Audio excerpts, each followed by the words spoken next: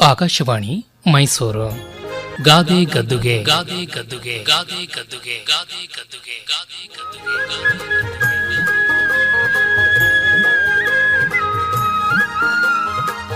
ರಚನೆ ಹಾಗೂ ಪ್ರಸ್ತುತಿ ಡಾಕ್ಟರ್ MS ವಿಜಯ ಹರನ್. ಗಿಣಿ ಹಾಕ್ ಸಾಕಿ ಗಿಡ್ಗನ್ ಕೈ ಕೊಟ್ಟ ಹಾಗೆ. ಅಕ್ಕ ಅಕ್ಕ, ಏನೋ ರಾಮು, ಯಾಕಿಷ್ಟು ಗಾಬರಿ? ಹೇಗೆ ಬೆವರ್ತಿದ್ಯಾ ನೋಡು. ಅಕ್ಕ ಅಕ್ಕ, ಹಾ, ಸ್ವಲ್ಪ ನೀನು ಮೊದಲು ಸುಧಾರಿಸ್ಕೊ. ಫ್ಯಾನ್ ಹಾಕ್ತೀನಿ ಆಯ್ತಾ? ತಗೋ, ಈ ನೀರು ಕುಡಿ, ತಗೋ. ಅಬ್ಬಾ ಅಕ್ಕ, ಈಗ ಸ್ವಲ್ಪ ಸಮಾಧಾನ ಆಯ್ತು ನೋಡಕ್ಕ. ಸರಿಯಪ್ಪ, ಅದು ಯಾಕಿಷ್ಟು ಗಾಬರಿ? ಏನು ವಿಷಯ ಈಗ ಸಮಾಧಾನವಾಗಿ ಹೇಳು. ಅಕ್ಕ, ನಮ್ಮ ಬೀದಿ ಕೊನೆ ಮನೆಯಲ್ಲಿದಾರಲ್ಲಕ್ಕ, ಅದೇ ಆಂಟಿ, ನಿನ್ನ ಫ್ರೆಂಡ್ ಅಕ್ಕ. ಹ್ಞೂ ಗೊತ್ತಾಯ್ತು, ಹೇಳು. ಅವ್ರ ಮಗಳು ಆತ್ಮಹತ್ಯೆ ಮಾಡ್ಕೊಳಕ್ ಹೋಗಿ ಸಾವು ಬದುಕಿನ ಮಧ್ಯೆ ಒದ್ದಾಡ್ತಿದ್ದಾಳಂತಕ್ಕ. ಅಯ್ಯೋ, ನಿನ್ನ ಫ್ರೆಂಡ್ ಅಂತೂ ತುಂಬಾ ಅಪ್ಸೆಟ್ ಆಗ್ಬಿಟ್ಟಿದ್ದಾರೆ. ಅಯ್ಯೋ ಪಾಪ. ಅಲ್ವೋ ರಾಮು, ಆ ಹುಡುಗಿ ಆತ್ಮಹತ್ಯೆ ಮಾಡ್ಕೊಳ್ಳೋ ಸ್ವಭಾವದವಳು ಅಂತ ನನಗನ್ಸೋದೇ ಇಲ್ಲಪ್ಪ. ಇದರಲ್ಲಿ ಏನೋ ಕುತಂತ್ರ ಅಡಗಿದೆ ಅನ್ಸುತ್ತೆ ಕಣೋ. ತುಂಬ ಬೋಲ್ಡ್ ಆಗಿದ್ದಾಳೆ ಆ ಹುಡುಗಿ, ತುಂಬ ಮುದ್ದಾಗಿ ಲಕ್ಷಣವಾಗಿದ್ದಾಳೆ. ಒಳ್ಳೆ ಮಹಾರಾಣಿ ಹಾಗೆ ಸಾಕಿದ್ರು ಕಣೋ ನನ್ನ ಫ್ರೆಂಡು ಮಗಳನ್ನ. ಅವ್ರ ಮನೆ ಸುತ್ತಮುತ್ತ ಜನನೂ ಅದೇ ಮಾತಾಡ್ತಾ ಇದ್ರಕ್ಕ. ಆ ಹುಡುಗಿ ಒಬ್ಳೆ ಮಗಳಂತೆ, ಕಳೆದ ವರ್ಷ ತಾನೇ ಅದ್ದೂರಿಯಾಗಿ ಮದುವೆ ಮಾಡಿದ್ರಂತೆ. ಆದರೆ ಅತ್ತೆ ಮನೆಯವ್ರ ಕಾಟ ತುಂಬಾನೇ ಇತ್ತಂತೆ. ಪಾಪ ಯಾರ ಹತ್ರನೂ ಹೇಳ್ಕೊತಾನೆ ಇರ್ಲಿಲ್ವಂತ ಹುಡುಗಿ. ಗಿಣಿ ಹಾಕಿ ಸಾಕಿ ಗಿಡಗನ ಕೈ ಕೊಟ್ಟಾಗಾಯ್ತು ಅನ್ನೋ ಹಾಗಾಯ್ತಲ್ಲಪ್ಪ. ತುಂಬ ಬೇಜಾರಾಗುತ್ತಪ್ಪ. ದೇವ್ರ ದಯ, ಆ ಡಾಕ್ಟ್ರುಗಳ ದಯದಿಂದ ಆ ಹುಡುಗಿ ಉಳ್ಕೊಂಡ್ರೆ ಸಾಕಪ್ಪ. ಹೌದಕ್ಕ, ಮತ್ತೆ ನಾವು ಆಮೇಲೆ ಹೋಗಿ ಆ ಹುಡುಗಿನೂ ನೋಡ್ಕೊಂಬರೋಣಕ್ಕ. ನಿನ್ನ ಫ್ರೆಂಡ್ಗೂ ಧೈರ್ಯ ಹೇಳ್ಬರೋಣ. ಖಂಡಿತ ಹೋಗಲೇಬೇಕು. ಮತ್ತೆ ಅಕ್ಕ, ನೀನು ಹೇಳಿದೆಯಲ್ಲ ಗಾದೆ, ಗಿಣಿ ಹಾಕಿ ಸಾಕಿ ಗಿಡಗನ ಕೈ ಕೊಟ್ಟಾಗೆ ಅಂತ, ಏನಕ್ಕ ಅದರ ಅರ್ಥ, ಅಂತರಾರ್ಥ ಎಲ್ಲ? ನೋಡೋ ರಾಮು, ಈ ಗಾದೆನ ಕೆಲವರು ಗಿಣಿ ಸಾಕಿ ಗಿಡಗನ ಕೈ ಕೊಟ್ಟಂಗಾಯ್ತು ಅಂತ ಕೂಡ ಹೇಳ್ತಾರೆ. ಮತ್ತೆ ಕೆಲವರು ಗಿಣಿ ಹಾಗೆ ಸಾಕಿ ಗಿಡಗನ ಕೈ ಕೊಟ್ಟಾಗಾಯ್ತು ಅಂತಾನು ಬಳಸ್ತಾರೆ. ಏನೇ ಹೇಳಲಿ, ಅರ್ಥದಲ್ಲಿ ಏನಾದರೂ ವ್ಯತ್ಯಾಸ ಆಗತ್ತಕ್ಕ? ಅರ್ಥದಲ್ಲೇನೂ ವ್ಯತ್ಯಾಸ ಆಗಲ್ಲ. ಗಿಣಿ ಸಾಕೋ ಕ್ರಿಯೆ ಅಷ್ಟೇ ಇಲ್ಲಿ ತುಂಬ ಮುಖ್ಯವಾಗಿರುತ್ತೆ. ಗಿಣಿ ಹಾಗೆ ಸಾಕಿ ಅಂತಂದರೆ ಅತಿಶಯವಾಗಿ ಸಾಕಿ ಅಂತ ಅರ್ಥ. ಗಿಣಿಗೆ ಮತ್ತೆ ಗಿಡಗನಿಗೆ ಏನಕ್ಕ ಸಂಬಂಧ ಇಲ್ಲಿ? ಗಿಣಿ ಸಾಕಿ ಗಿಡಗನಿಗೆ ಯಾಕೆ ಕೊಡಬೇಕು? ನೋಡೋ ರಾಮು, ಗಿಣಿ ನಮಗೆಲ್ಲ ಗೊತ್ತಿರೋ ಹಾಗೆ ಹಸಿರು ಬಣ್ಣದ ಸುಂದರ ಹಕ್ಕಿ. ಕೆಂಪು ಕೊಕ್ಕಿರೋ ಗಿಣಿ ನೋಡೋಕ್ಕೂ ತುಂಬ ಸುಂದರವಾಗಿರುತ್ತೆ. ಮುದ್ದು ಗಿಣಿ. ಗಿಳಿಗಳು ತಮ್ಮದೇ ಆದ ಭಾಷೆಯಲ್ಲಿ ಮಾತು ಆಡುತ್ತವೆ. ಮನುಷ್ಯರ ಮಾತಿಗೆ ಪ್ರತಿ ಮಾತನ್ನೂ ಮುದ್ದು ಮುದ್ದಾಗಿ ಆಡುತ್ತಲ್ವಾ, ಆ ರೀತಿ ಅದಕ್ಕೆ ತರಬೇತಿ ಕೊಟ್ಟಿರ್ತಾರೆ ಕಣೋ. ಮತ್ತೆ ಕೆಲವರಂತೂ ಗಿಣಿನ ತುಂಬಾ ಜೋಪಾನವಾಗಿ ಸಾಕ್ತಾರಕ್ಕ. ಅಂಗೈನ ಅರಗಿಣಿ, ಪಂಚರಂಗಿ ಗಿಣಿ ಅಂತೆಲ್ಲ ಗಿಣಿನ ಸಾಕಿರೋರು ಹೊಗಳಿ ಮುದ್ದಾಡ್ತಿರ್ತಾರೆ ಕಣೋ. ಮತ್ತಕ್ಕ, ಇದನ್ನ ಸಾಕೋದು ತುಂಬಾನೇ ಕಷ್ಟ ಕಣಕ್ಕ. ಕಷ್ಟ ಅಂತಲ್ಲ ಕಣೋ, ಗಿಣಿ ತುಂಬ ಸೂಕ್ಷ್ಮವಾದ ಹಕ್ಕಿ.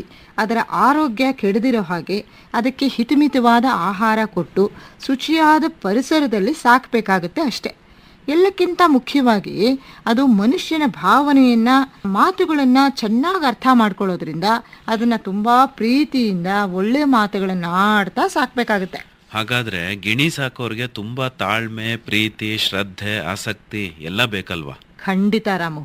ಗಿಣಿಗಳು ಸ್ವಲ್ಪ ಒರಟುತನೂ ಸಹಿಸ್ಕೊಳ್ಳೋದಿಲ್ಲ. ಮತ್ತೆ ತನ್ನ ಅಂದ ಚಂದ ಮುದ್ದು ಮಾತುಗಳಿಂದ, ವರ್ತನೆಗಳಿಂದ ಎಲ್ಲರನ್ನೂ ಆಕರ್ಷಿಸ್ತಾ ಇರುತ್ತವೆ. ಮತ್ತೆ ಅದು ಎಲ್ಲರ ಮುದ್ದಿನ ಗಿಣಿ, ಅಚ್ಚುಮೆಚ್ಚಿನ ಗಿಣಿಯಾಗಿ ಬೆಳೀತಾ ಇರುತ್ತೆ. ಎಲ್ಲರ ಪ್ರೀತಿನೂ ಗಳಿಸುತ್ತವೆ. ಮತ್ತೆ ಗಿಡಗನ ಕತೆ ಏನು?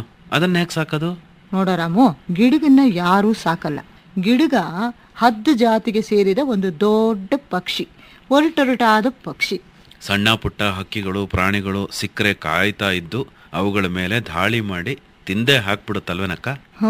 ಇನ್ನೊಂದು ಜೀವಿನ ಹಿಂಸಿಸೋದಕ್ಕೆ ಕಾಯ್ತಾ ಇರುತ್ತೆ. ಅವಕಾಶ ಸಿಕ್ಕಿದ್ರೆ ಸಾಕು, ಗವಕ್ಕಂತ ಹಿಡಿದು ಬಾಯಿಗೆ ಹಾಕೊಂಡ್ಬಿಡುತ್ತೆ. ಕುಕ್ಕಿ ತಿಂದು ಹಾಕುತ್ತೆ. ಇಂಥ ಗಿಡಗ ಪಕ್ಷಿ ಬಾಯಿಗೆ ಗಿಣಿ ಸಿಕ್ಕದ್ರಂತೂ ಮುಗದೇ ಹೋಯ್ತು. ಗಿಡಗನ ಬಾಯಿಗೆ ಗಿಣಿನ ಯಾರು ಕೊಡಲ್ಲ ಕಣೋ. ಆದರೆ ಹೊಂಚಿ ಹಾಕ್ತಿರೋ ಗಿಡಗ ಎಲ್ಲಾದ್ರೂ ಗಿಣಿ ಕಂಡ್ರೆ ಸಾಕು, ತನ್ನ ವಶ ಮಾಡ್ಕೊಳ್ಳದೆ ಬಿಡಲ್ಲ. ವಶ ಮಾಡಿಕೊಂಡು ಅದರ ರೆಕ್ಕೆ ಪುಕ್ಕ ಎಲ್ಲ ಕಿತ್ತಾಕಿ ಹಾರೋ ಶಕ್ತಿನೆಲ್ಲ ನಾಶ ಮಾಡಿ ಅದನ್ನು ಕೊಂದೇ ಹಾಕೋವರೆಗೂ ಬಿಡಲ್ಲ. ಅಕ್ಕ, ಹಾಗಾದ್ರೆ ಈ ಗಾದೆನಲ್ಲಿ ಗಿಣಿ ಮುದ್ದಾಗಿ ಪ್ರೀತಿಯಿಂದ ಅತಿಶಯವಾಗಿ ಸಾಕಿರೋ ಒಂದು ಕೋಮಲ ಹೆಣ್ಣಿನ ಸಂಕೇತವಾದ್ರೆ, ಗಿಡಗ ಸ್ವಾರ್ಥಿಯಾದ ಹಿಂಸಾ ಗುಣವನ್ನು ಹೊಂದಿರೋ ನೀಚ ಗಂಡಿನ ಸಂಕೇತವಾಗಿ ಬಳಕೆ ಆಗಿದೆ ಅನ್ಬಹುದು ಅಲ್ವೇನಕ್ಕ? ಹಾ, ಸರಿಯಾಗಿ ಹೇಳಿದೆ ರಾಮು. ಗಾದೆಯ ಬಳಕೆ ಹಿಂದಿರೋ ಮೂಲ ಅರ್ಥ ಅದೇನೆ. ಆದರೆ ಇಂದಿನ ದಿನಮಾನಗಳ ಹಿನ್ನೆಲೆಯಲ್ಲಿ ನಾವು ಯೋಚನೆ ಮಾಡಿದಾಗ ಗಿಣಿ ಹಾಗೆ ಪ್ರೀತಿಯಿಂದ ಅತಿಶಯವಾಗಿ ಸಾಕಿ ಬೆಳೆಸಿದ ಗಂಡು ಮಗನನ್ನೂ ಕೂಡ ಗಿಡುಗಿನಂತೆ ಕ್ರೂರಿಯಾದ ಹೆಂಡತಿ ಕೈ ಹಿಡಿದಾಗ ಸಂಸಾರದುದ್ದಕ್ಕೂ ವಿರಸ, ಜೀವನದುದ್ದಕ್ಕೂ ಕಷ್ಟಗಳು ತಪ್ಪಲ್ಲ. ಹೀಗೆ ಈ ಗಾದೆನ ಇಬ್ಬರಿಗೂ ಅನ್ವಯಿಸಬಹುದು ಅನ್ಸುತ್ತೆ. ಆದರೆ ಹೆಣ್ಣಿನ ಮೇಲೆ ದೌರ್ಜನ್ಯಗಳು ನಡೆದಾಗಲೇ ತಂದೆ ತಾಯಿಗಳು, ಸಾಕಿ ಸಲಹಿದವರು ಸಂಕಟದಿಂದ, ನೋವಿನಿಂದ, ಪಶ್ಚಾತ್ತಾಪದ ಉರಿಯಿಂದ ಆಡೋ ಮಾತುಗಳು ಈ ಗಾದೆನಲ್ಲಿ ಅಡಕವಾಗಿದೆ ಅನ್ಬಹುದು ಅಲ್ವೇನಕ್ಕ? ಹೌದು ರಾಮು. ಮತ್ತೆ ನಾವು ದಿನನಿತ್ಯ ಪತ್ರಿಕೆಗಳಲ್ಲಿ ಓದ್ತಾ ಇರ್ತೀವಿ, ಟಿವಿಲಿ ನೋಡ್ತಾ ಇರ್ತೀವಿ, ವರದಕ್ಷಿಣೆ ತರಲಿಲ್ಲ ಅಂತ ಹೆಣ್ಣನ್ನ ಗಂಡಿನ ಮನೆಯವರು ಸುಟ್ಟು ಹಾಕೋದು, ಸಹಿಸಲಾರದ ಕಿರುಕುಳ, ಚಿತ್ರಹಿಂಸೆ ಕೊಡೋದು, ದೈಹಿಕ ಹಿಂಸೆ, ಮಾನಸಿಕ ಹಿಂಸೆ ಕೊಡೋದು ಎಲ್ಲ ನಡೆಯೋದನ್ನ ನೋಡ್ತಾನೆ ಇರ್ತೀವಲ್ವಾ. ಕೆಲವು ಕಡೆ ಅಂತೂ ಹೆಣ್ಣು ಮಕ್ಕಳು ಆತ್ಮಹತ್ಯೆನೂ ಮಾಡ್ಕೊಂಡು ಬಿಡ್ತಾರೆ. ಆ ನಂತರ ಹೆಣ್ಣು ಹೆತ್ತವರು, ನೆಂಟರಿಷ್ಟರು ಸಂಕಟ ಪಡ್ತಾರೆ. ದುಷ್ಟರ ಸಂಬಂಧ ಮಾಡಿದ್ದಕ್ಕಾಗಿ ಪಶ್ಚಾತ್ತಾಪ ಪಟ್ಕೋತಿರ್ತಾರೆ. ಜೀವನ ಪೂರ್ತಿ ಕೊರಗ್ತಾ ಇರ್ತಾರೆ. ಅಕ್ಕ, ಮದುವೆ ಮಾಡುವಾಗ ಹೆಣ್ಣಿನ ಮನೆಯವರು ತುಂಬಾ ಎಚ್ಚರವಾಗಿರ್ಬೇಕಲ್ವೇನಕ್ಕ? ಈ ಕಾಲದಲ್ಲಿ ಹೆಣ್ಣು ಗಂಡಿನ ಎರಡು ಮನೆಯವರು ಸಂಬಂಧ ಮಾಡುವಾಗ ತುಂಬಾ ಎಚ್ಚರಿಕೆ ವಹಿಸಬೇಕಾಗತ್ತೆ ಕಣೋ. ಕುಟುಂಬಗಳ ಹಿನ್ನೆಲೆ ತಿಳ್ಕೋಬೇಕು. ಮದುವೆ ಆಗೋ ಹುಡುಗ ಅಥವಾ ಹುಡುಗಿ ಹಿನ್ನೆಲೆ, ಅವರ ಅಭ್ಯಾಸಗಳು, ಹವ್ಯಾಸಗಳು, ಸ್ನೇಹಿತರ ವಲಯ, ಕಚೇರಿಗಳಲ್ಲಿ ಅವರ ವರ್ತನೆ ಎಲ್ಲದರ ಬಗ್ಗೆನೂ ತಿಳ್ಕೊಂಡು ಸಂಬಂಧ ಬೆಳೆಸೋದು ತುಂಬ ಮುಖ್ಯ ರಾಮು. ಅಕ್ಕ, ಕೆಲವು ವೇಳೆ ನೀನು ಹೇಳಿದ್ದನ್ನೆಲ್ಲ ಡೀಟೇಲ್ ಆಗಿ ವಿಚಾರಿಸಿದ ಮೇಲೂ ಹುಡುಗನ ಅಥವಾ ಹುಡುಗಿಯ ನಿಜ ಸ್ವಭಾವದ ಅರಿವಾಗೋದು ಮದುವೆ ಆದ್ಮೇಲೆ ಅಲ್ವಾ? ಅಯ್ಯೋ, ಇವರು ಇಂಥ ನಯವಂಚಕರ ಅಂತ ಎಷ್ಟೋ ಜನ ಆಮೇಲೂ ಮರುಗೋದಿಲ್ವಾ? ಸರಿಯಾಗಿ ಹೇಳಿದೆ ರಾಮು. ತೀರಾ ಅಂಥ ಸಂದರ್ಭಗಳು ಬಂದಾಗ ಧೈರ್ಯವಾಗಿ ಎದುರಿಸೋದನ್ನ ಕಲ್ತ್ಕೋಬೇಕು ನೋಡು. ಕಾನೂನಿನ ನೆರವು ಪಡಿಬೇಕು. ತಂದೆ ತಾಯಿಗಳು ಅಷ್ಟೇ, ಕೊಟ್ಟೆಣ್ಣು ಕುಲಕ್ಕೆ ಹೊರಗು ಅನ್ನೋ ಹಾಗೆ ಇನ್ನು ತಮ್ಮ ಜವಾಬ್ದಾರಿ ಏನೂ ಇಲ್ವೇ ಇಲ್ಲ ಅನ್ನೋ ಹಾಗೆ ವರ್ತಿಸಬಾರ್ದು. ನೊಂದು ಬಂದವ್ರಿಗೆ ಸಾಂತ್ವನ ಹೇಳಬೇಕು. ಜೀವನ ಸುಧಾರಿಸೋದ್ರ ಕಡೆಗೆ ಪ್ರಯತ್ನ ಮಾಡಲೇಬೇಕು. ಅಕ್ಕ, ನೀನು ಹೇಳಿದ್ದು ತುಂಬ ಮುಖ್ಯ. ಯಾಕೆಂದ್ರೆ ಎಷ್ಟೋ ಹೆಣ್ಮಕ್ಳು ತಂದೆ ತಾಯಂದಿರ, ಅಣ್ಣ ತಮ್ಮಂದಿರ ಸಾಂತ್ವನ, ಸಹಾಯ, ಸಹಕಾರ ಇಲ್ದಲೇ ಹೋದ್ರೆ ಆತ್ಮಹತ್ಯೆನೇ ಮಾಡ್ಕೊಂಡ್ಬಿಡ್ತಾರೆ. ರಾಮು, ಅಂಥ ಪರಿಸ್ಥಿತಿಲಿರೋರು ಯೋಚನೆ ಮಾಡಬೇಕು ಒಂದ್ಸಲ ಕಣೋ. ಸಾಯೋದೊಂದೇ ಪರಿಹಾರ ಅಲ್ಲ. ಈಗ ನೊಂದವರ, ದೌರ್ಜನ್ಯಕ್ಕೆ ಒಳಗಾದವರ ಸಹಾಯಕ್ಕೆ ಅಂತಲೇ ಎಷ್ಟೋ ಸಂಘ ಸಂಸ್ಥೆಗಳಿವೆ. ಅಲ್ಲಿರೋ ಸಮಾಜ ಸೇವಕರು ರಕ್ಷಣೆ ನೀಡ್ತಾರೆ ಕಣೋ. ಇದೆಲ್ಲ ಗೊತ್ತಿರೋರ್ಗೆ ಸರಿ ಅಕ್ಕ. ಆದ್ರೆ ಏನೂ ಗೊತ್ತಿಲ್ಲದ ಅವಿದ್ಯಾವಂತ ಹೆಣ್ಣು ಮಕ್ಕಳಿಗೆ ಯಾರಿಗೇ ಆಗ್ಲಿ ಸಮಯಕ್ಕೆ ತಕ್ಕ ಸಹಾಯ ಮಾಡೋ ಗುಣನ ಸಮಾಜದ ಕಾರ್ಯಕರ್ತರಷ್ಟೇ ಅಲ್ಲ, ಸಮಾಜದಲ್ಲಿರೋ ಪ್ರತಿಯೊಬ್ಬರು ಬೆಳೆಸ್ಕೊಳ್ಳೇಬೇಕಾಗತ್ತೆ ಅಲ್ವೇನಕ್ಕ? ಸರಿಯಾಗಿ ಹೇಳಿದೆ ರಾಮು. ತಮ್ಮ ಕಣ್ಣೆದುರಿಗೆ ಇನ್ನೊಬ್ಬರ ಮೇಲೆ ಹಿಂಸೆ, ದೌರ್ಜನ್ಯಗಳು ನಡೀತಾ ಇದ್ರೂ ತಮಗೇನು ಸಂಬಂಧವೇ ಇಲ್ವೇನೋ ಅನ್ನೋ ಹಾಗೆ ಕೆಲವರು ವರ್ತಿಸ್ತಿರ್ತಾರೆ, ನೋಡ್ತಾ ನಿಂತಿರ್ತಾರೆ. ಇದು ತುಂಬಾ ತಪ್ಪು ಅಕ್ಕ. ಗಿಣಿಗಳನ್ನ ಗಿಡಗಗಳಿಗೆ ಕೊಡದೇ ಇರೋ ಹಾಗೆ ಎಚ್ಚರಿಕೆ ವಹಿಸೋದು ತುಂಬಾ ಮುಖ್ಯ. ಒಂದು ಪಕ್ಷ ಅರಿವಿಲ್ಲದೆ ಗಿಡಗಗಳಿಗೆ ಕೊಟ್ಬಿಟ್ರೆ ಅವುಗಳಿಂದ ಪ್ರಾಣಹಾನಿ ಆಗದೆ ಇರೋ ಹಾಗೆ ರಕ್ಷಿಸೋದು ನಮ್ಮೆಲ್ಲರ ಕರ್ತವ್ಯ ಅಲ್ವೇನಕ್ಕ? ಹೌದಪ್ಪ, ಹೌದು. ಈಗ ಮಾತಿಗೆ ಸಮಯ ಇಲ್ಲ, ಕರ್ತವ್ಯದ ಕಡೆನೇ ಗಮನ ಕೊಡಬೇಕು. ನಾನು ತಿಂಡಿ ಮಾಡಬೇಕು, ಬೇಗ ಬೇಗ ಒಂದು 4 ಅಕ್ಕ ಈರುಳ್ಳಿ ಹಾಕದೆ ಇರೋ ತಿಂಡಿ ಮಾಡ್ಬಿಡಕ್ಕ. ಗೊತ್ತಾಯ್ತು. ನಾನೇನು ನಿನಗೆ ಈರುಳ್ಳಿ ಹೆಚ್ಚು ಅಂತ ಹೇಳಲ್ಲ, ಆಯ್ತಾ?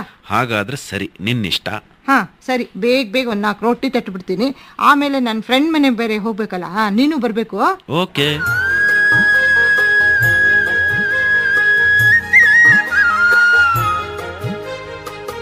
ಗಾದೆ ಗದ್ದುಗೆ ಕೇಳುತ್ತಿದ್ದೀರಿ.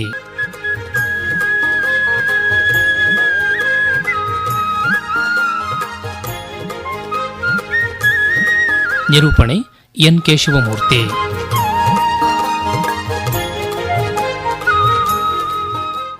ಈ ಕಾರ್ಯಕ್ರಮ ಆಕಾಶವಾಣಿ ಮೈಸೂರು ಕೇಂದ್ರದಿಂದ ಮೂಡಿಬಂತು.